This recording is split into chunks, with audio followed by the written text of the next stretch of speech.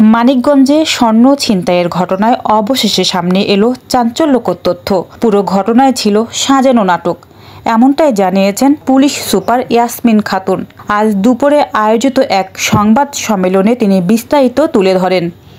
সম্প্রতি মানিকগঞ্জ শহরে এক স্বর্ণ ব্যবসায়ীর ছিনতাইয়ের অভিযোগ করেন। দাবি করা হয় সোনার অলংকার সহ একটি ব্যাগ ছিনিয়ে নেয় দুর্বৃত্তরা। ঘটনার পরপরই পুলিশ তদন্তে নামে।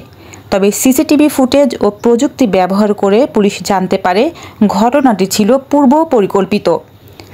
পুলিশ বলছে, আমরা প্রাথমিক তদন্তে দেখেছি ছিনতাইয়ের কোনো সত্যতা নেই। স্বর্ণ ব্যবসায়ী নিজে এই নাটক সাজিয়েছিলেন।